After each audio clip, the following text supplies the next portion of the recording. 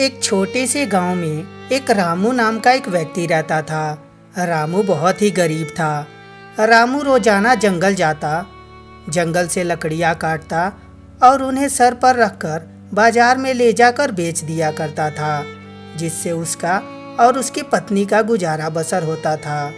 एक दिन रामू की पत्नी बीभा बोलती है, रामू, तुम रोजाना जंगल जाते हो, लकड़ियाँ भी काटते हो और उन्हें बाजार में भी ले जाकर बेचते हो, परंतु उन पैसों से केवल घर का ही खर्चा चलता है। सोचो रामू, कुछ दिन बाद हमारे बच्चे होंगे तो क्या वो भी इसी गरीबी में जिएंगे? रामू अपनी पत्नी की यह बात सुनकर थोड़ी देर सोचने लगता है और फिर बोलता है, तो आखिर में मैं ऐसा कौन सा काम करूं जिससे पैसे ज्यादा मिले? मुझे तो कुछ भी समझ में नहीं आ रहा। तुम तो जानती ही हो कि केवल मुझे लकड़ी काटने ही आता है, दूसरा काम मैंने कभी किया ही नहीं है। बीभा रामू की बात सुनकर बोलती है, आप एक काम क्यों नहीं करते? आप शहर कमाने क्यों नहीं चले जाते? शहर में जाएंगे तो अच्छे खासे पैसे भी मिलेंगे और उस पैसों को आप इकट्ठा भी कर पाएंगे, क्योंकि महीने पे सैलरी मिलती है तो पैसे भी अच्छे खासे भी बचते हैं। रामू अपनी पत्नी की बात सुनकर सहमति जताता है। अगले दिन रामू शहर के लिए निकल पड़ता है। शहर जाने से पहले एक जंगल पार करना पड़ता है, जो बहुत ही घना जंगल होता है। रामू धीरे धीरे जंगल को पार करते जाता है।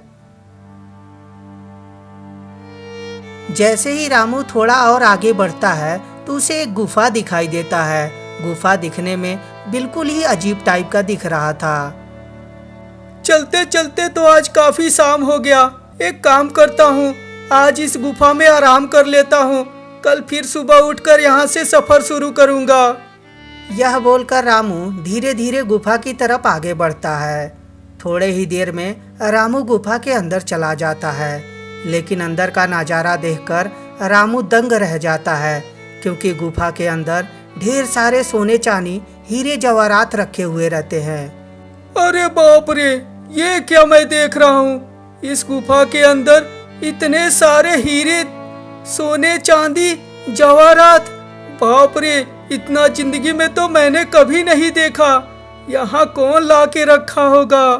रामू इस बात को सोचकर उसके पास जाता है और ध्यान से देखने लगता है और डरता भी है।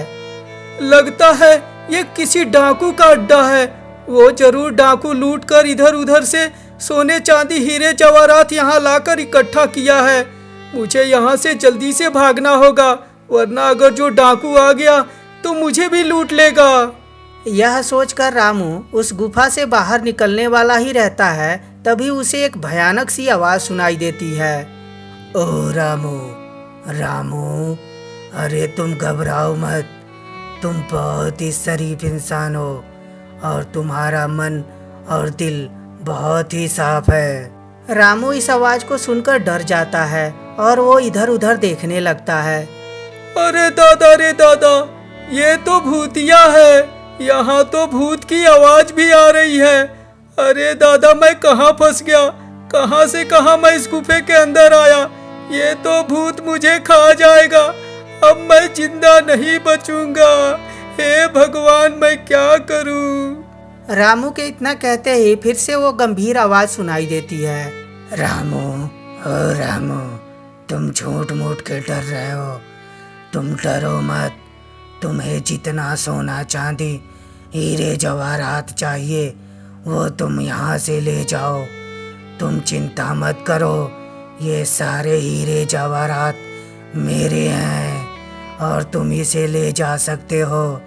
लेकिन ध्यान रखना, इन हीरे जवाहरात के बारे में किसी को मत बताना, वरना ये सारे हीरे जवाहरात मिट्टी में बदल जाएंगे।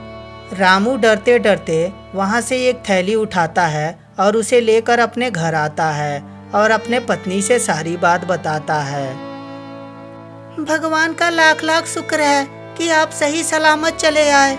दोबारा से उस जंगल में आप कभी मत जाइएगा और लालच तो बिल्कुल भी मत करिएगा। रामू भी अपनी पत्नी की बात सुनकर हामी भरता है और वो फैसला लेता है कि वो दोबारा उस जंगल में कभी नहीं जाएगा।